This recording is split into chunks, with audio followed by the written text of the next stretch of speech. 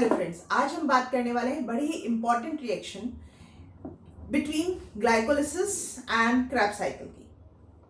देखिए, ग्लाइकोलिसिस हो रहा है हमारा साइटोप्लाज्म में, जहां पे कि 6 कार्बन कंपाउंड ग्लूकोज बनाएगा 3 कार्बन कंपाउंड पायरुवेट, एंड ये पायरुवेट के अल्टीमेटली ना अलग अलग फेट होते हैं। Like in the anaerobic condition fermentation may takes place, lactic acid formation takes place, ethanol formation may takes place via pyruvate. But in the aerobic condition, what will happen? Aerobic condition में क्या होगा? when प्रचुर मात्रा में oxygen उपलब्ध है और energy की रिक्वायरमेंट है, तो एक छोटा सा ना लिंक रिएक्शन होता है, that is called oxidative decarboxylation of pyruvate, and this takes place in matrix of mitochondria. pyruvate बना साइटोसोल में, कैरियर प्रोटीन जो मेम्ब्रेन में है माइटोकॉन्ड्रिया की, उसकी सहायता से मैट्रिक्स में आया और वहां पे एक कॉम्प्लेक्स एंजाइम का कॉम्प्लेक्स, जिसको कि हम कहते हैं पायरुवेट डिहाइड्रोजिनेज कॉम्प्लेक्स, वो वेट कर रहा होता है। अब मैं कह रही हूँ कॉम्प्लेक्स, कुछ बहुत बड़ा सा नाम सुनने में आ रहा है। एक्चुअली इतना बड़ा विकराल नहीं है बड़ा अच्छा सा कॉम्प्लेक्स है, बट सिंपल सा है। कोशिश, क्योंकि मैंने सिंपल तरीके से समझाने की कोशिश कर रही हूँ। यहाँ पे देखिए, आपस में जितने भी पार्ट्स हैं इस एंजाइम के, दे आर इंटरडिपेंडेंट, क्योंकि पहला रिएक्शन होगा तभी दूसरा होगा, दूसरा होगा तीसरा होगा, तीसरे से फिर ये साइकिल इस तरह से चलती रहेगी पूरे में। ठीक है, तो ये इंटरडिपेंडेंट है इनके सारे के सारे काम। तो देख लेते हैं क्या है कॉम्प्लेक्स। कॉम्प्लेक्स में 3 एंजाइम है हमारे पास में, E1 that is pyruvate dehydrogenase और पायरुवेट कार्बोक्सिलेज।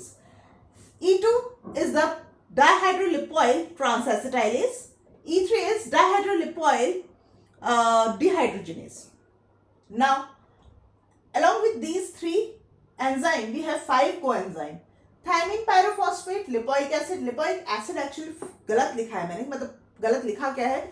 Lipoic acid वैसे तो फ्री फॉर्म में रहता है, it's not in the bound form, but once it get bound to this enzyme dihydrolipoyl transacetylase, तो ये लिपोअमाइड कहलाने लगता है। क्यों? क्योंकि ये लाइसिन अमाइनो एसिड से जाके अमाइड लिंकेज के थ्रू ये जुड़ता है, and ultimately now we can call it as lipoamide. Next we have as prosthetic group is the flavin adenine dinucleotide. These 3 work as a catalytic cofactor, while the remaining 2 are the coenzyme A and nicotinamide adenine dinucleotide. These 2 work as a stoichiometric cofactor. So ये बड़ी खास बात होती है इन coenzymes की भी, ये भी याद रखिएगा, हो सकता है परीक्षा में आ जाए। तो अब शुरू करते हैं पहली प्रक्रिया। पहली प्रक्रिया है डीकार्बोक्सिलेशन की। डीकार्बोक्सिलेशन जो कि एंजाइम 1 द्वारा की जाएगी। होता क्या है, यहाँ पे प्रोस्थेटिक ग्रुप है इसका, जो कि कैटालिटिक कोफैक्टर ही है, टीपीपी। ये इसमें थायजोल रिंग है जो कि इनिशिएट करेगी, इम्पार्ट करेगी किसको? Nucleophilic attack. किस पे? पायरुवेट पे। ठीक है, पायरुवेट जो कि 3 कार्बन कंपाउंड मॉलिक्यूल है।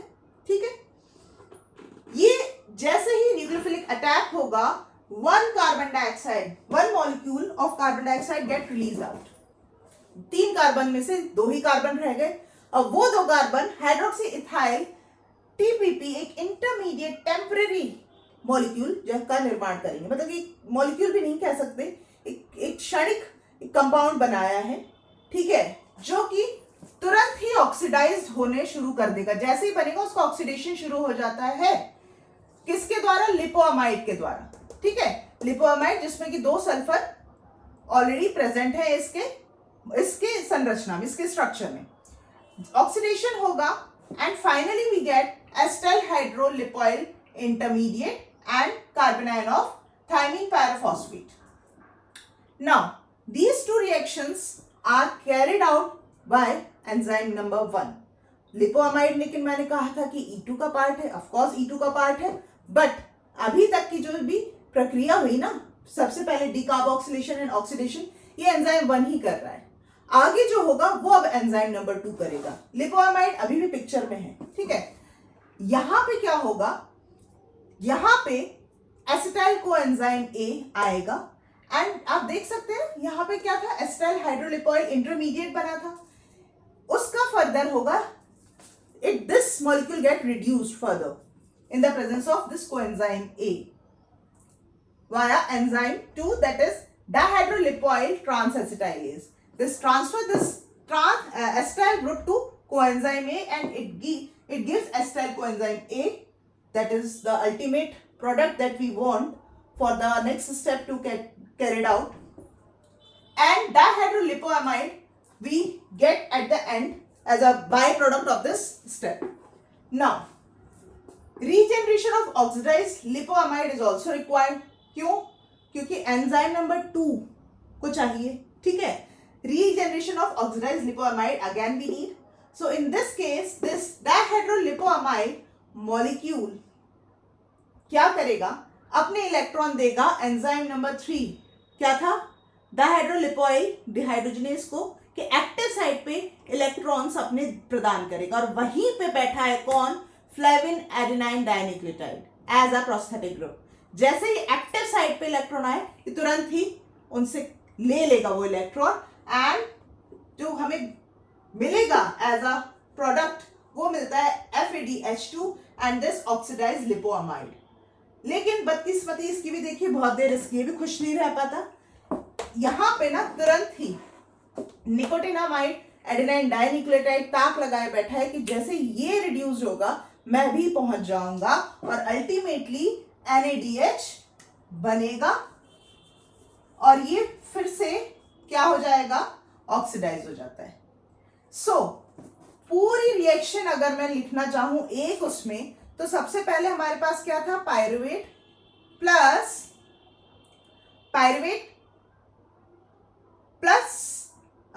FAD,